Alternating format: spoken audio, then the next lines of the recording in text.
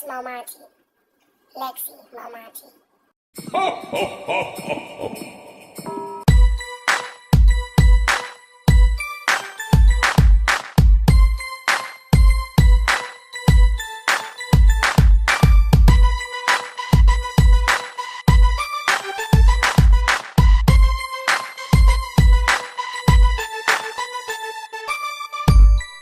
Hey now, it's your girl Lexi Mo, and I'm back in this thing with a little Mo flavor.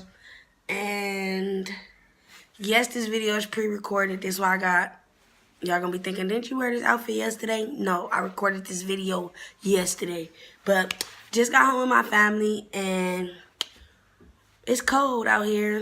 You know, we all want some soup. So we're gonna throw together some soup. And I'm going to show y'all how I make my chicken soup. I make numerous different ways of chicken soup. Yesterday, I made my dad some with noodles.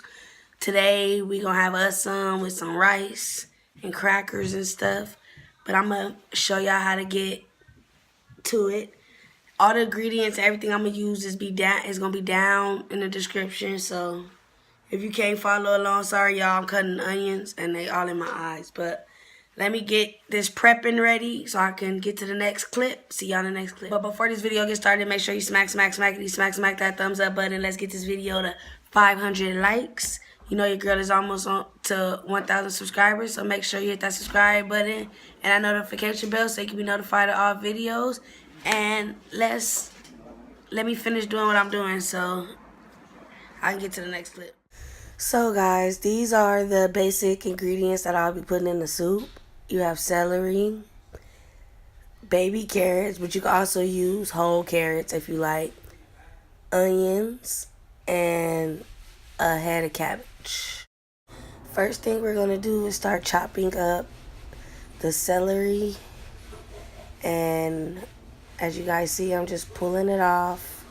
I already rinsed everything off. Make sure you, especially celery, make sure you rinse it very good because it will have like a dirty taste if you don't. And I already don't like celery, so I soak it in water for a while and make sure it's really clean. And I will be using the whole stalk of celery. Honestly, for the big pot I did, I don't even feel like that was enough. I needed a couple more stalks. So now that we have the celery chopped up, time to move to the onions. Now I have 2 onions here, but I believe I'm only going to use an onion and a half, which I should have used both onions. And you can put more than just onions and celery. Like, I love mine with green onions and bell peppers, but I didn't have all of that at the moment, so I just did it very simple.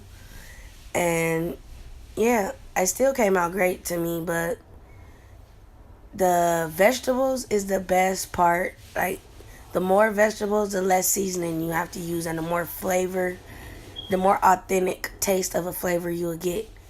So don't never be shy on using the bell peppers and the onions and anything you like. Some people like parsley. Some people, it all goes based on your flavor and how you like to eat things.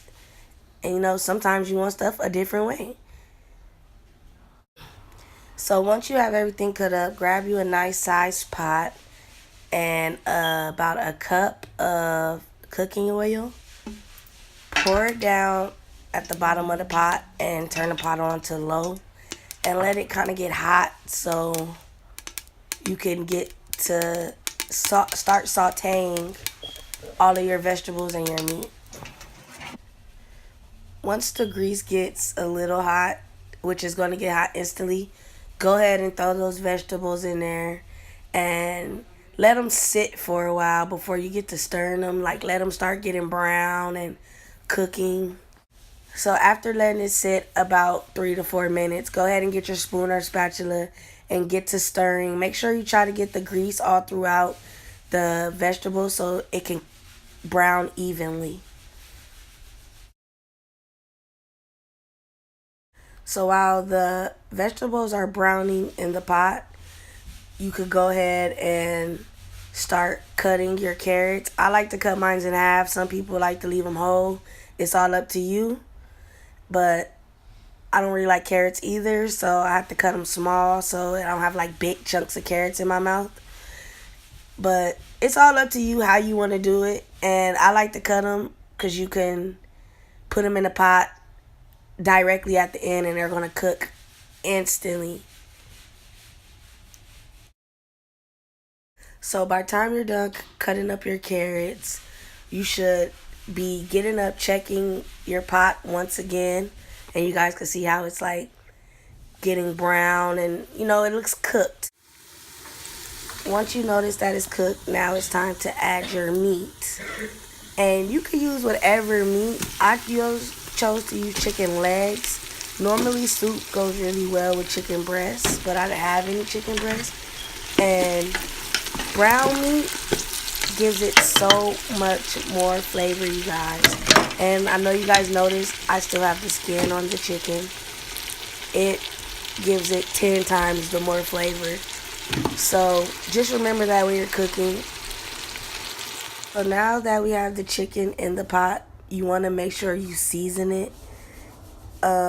This pot is going to get filled with water, so it might look like I'm using a lot of seasoning, but by the time I put water, it won't be any seasoning in there. So, but make sure you season it at this point so all the sauteing can get, the flavor can get into the chicken. So now we're just going to put the lid on and let it saute and steam it. While everything is sauteing, once again, we're going to come back to our table and now cut up the cabbage that's going to go in. And this is also going to go in at the end, right before the carrots. In this video, I chopped up a half a cabbage because I thought that's all I was going to need. But at the end, I ended up cutting up the rest of the cabbage. And I feel like I needed more cabbage, but that's because I really, really, really, really love cabbage. Really love cabbage. So it all depends on your flavor, like I said, and how you like it. But I know in this video, I only chopped up a half a head of cabbage. So now we're going back into the pot to check the meat. Now it's time to make sure you start stirring things because everything in there, especially the vegetables at the bottom, they get stuck, and you have to make sure you keep stirring it. And you see how this chicken right here has like a little burn. I let it sit for a while, but it's not going to ruin the chicken. It's not going to ruin the soup. Honestly, it's going to give the soup more flavor. But as you guys can see, the chicken is slowly cooking. The color is turning beautiful inside of the, the juice of the soup is turning a beautiful color. And we're just going to sit back and let it cook and finish off. Okay, while we let the chicken cook, we will be making rice.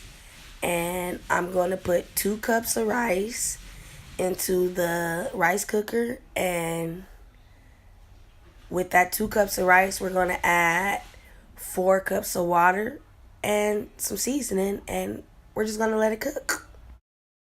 So now we could go back to the pot, check the meat again, and now, I don't know if you guys can see through the steam, but it's cooking very, very well. The meat is breaking off the bone, so that is a good sign. So we're just going to let it cook for about another 35-40 minutes. Once the meat is basically cooked, now it's time to get water and fill the pot up. Make sure you fill the pot to the top because you will be adding cabbage and carrots, and you want to make sure you have that juice still left. Now, once that pot comes to an extreme boil, you can start adding the cabbage. And like I said, I cut up more cabbage and added more cabbage because I really, really like cabbage. And this was a big pot, so I just wanted to make sure it had a lot of cabbage.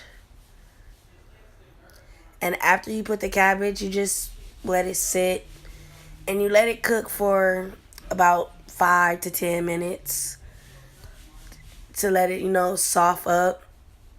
And I kept mine kind of like with a little crunch still.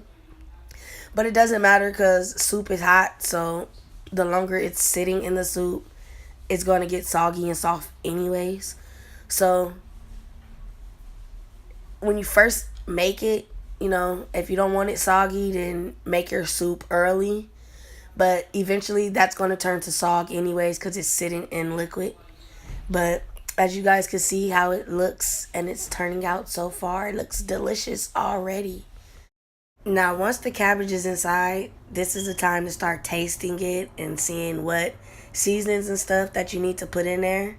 And this is the time I choose to put the chicken bouillon in and start flavoring up my soup since we're to the end.